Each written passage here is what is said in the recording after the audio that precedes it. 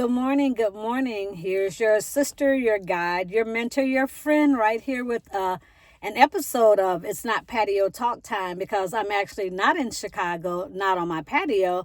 I'm actually in my car here in Chicago, Illinois. I've been here for the last almost week, but I wanted to get an episode out to you.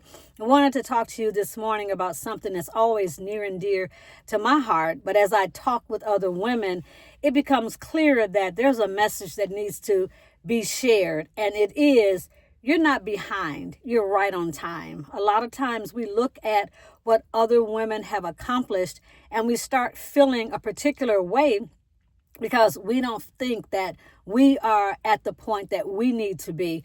And as we look at them and we see them thriving, we look over at ourselves and we're barely surviving. And so I just want to give you a little message this morning and just kind of encourage someone, encourage everyone, and always continuing to encourage myself. But when you tell yourself or you think about, like I said, you look at what another woman is doing and has accomplished, and you think to yourself, wow, at this age and stage of my life, I should be further along. Okay, maybe you thought about all those things that you wanted to do that you haven't done yet, and you start feeling bad about yourself, and you start thinking that, again, I should be further along.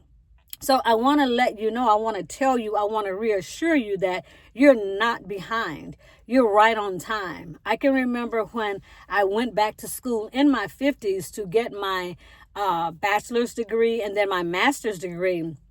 As I looked at the young people that were often in the classrooms with me and the young people on my job that had their master's degrees and were still in their 20s, I would always feel that I should have had this done years ago, that I had wasted so much time.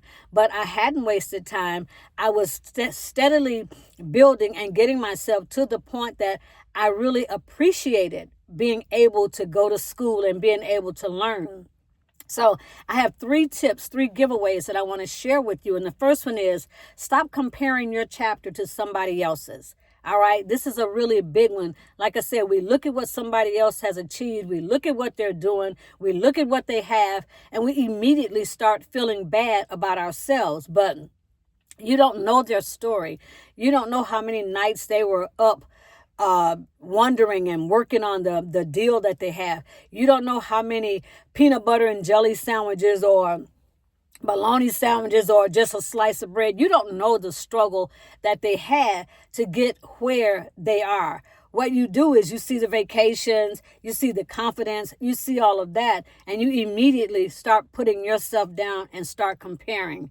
But like I said, you are right where you need to be. Their timeline is not your timeline. The second one that I want to share for you is look how far you've come. And this is a big one.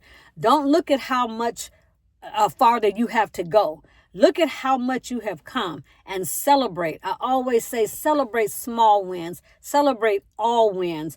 Don't live in the past and don't continue to tell yourself, oh my God, I got so much to do. A lot of times we look at the calendar age and then we look at all the stuff that we still want to do and still have to do. And a lot of times it can be very discouraging because you think I'm 50, I'm 60, I'm 70, I'm 80. And I still have this long laundry list of things that I want to get accomplished. And you start feeling bad. So don't look at that. Don't look at how far you have to go. Look at how far you've come and what you've accomplished. You grew. You took the one class. You did the one workshop. You took the trip. You wrote the first paragraph in your book. Whatever it is, you did it. Celebrate it. Number 3, don't rush your next chapter. When I think about how sometimes back in, when I went back to school and like I said, with my bachelor's, with my master's, I'm in my 50s. Well, I was working full time. I had a full life. And sometimes I did rush that chapter. I did rush, to try to get it done. And a lot of times, like I said, we don't want to rush, the chapter. We don't want to rush to the next thing. We want to enjoy where we are. And that's where I am now. No matter what I'm doing, I find some enjoyment in it. No matter what I'm, doing, I say, you know what, I'm in this moment. I'm in this moment. If I'm with a friend, or I'm with my granddaughter, or I'm writing, or whatever I'm doing, I find some enjoyment in it.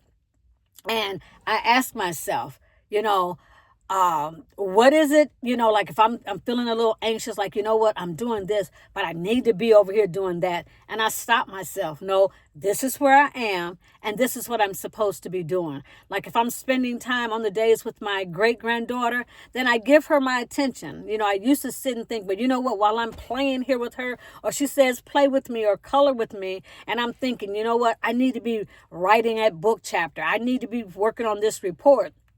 And then I stop and I'm like, you know what? No, I'm enjoying this moment. So the same thing with you, be in the moment and don't rush to try to get the next thing, and don't rush to try to get it fast. Enjoy every step of the way. And so my three takeaways is: number one, stop comparing your chapter to somebody else's. Number two, look at how far you've come instead of only focusing on how far you have to go. And number three, don't rush to your next chapter. Enjoy the moment. And I want to leave this with you. You're not behind. You're right on time. So I'm here, like I said, in Chicago, enjoying my week that I've been here. And I'm, like I said, in the moment. Even when I was just, and I'm a Dollar Tree queen. So even when I was in my Dollar Trees, because I've visited 3 or 4 of them since I've been here, sometimes a couple of times a day, but I am in the moment. So that's what I want to remind you, and I want you to take away. Be in the moment. Have an amazing day, and I'll see you at the next talk, because I don't know where I'll be talking to you from. See you then. Bye.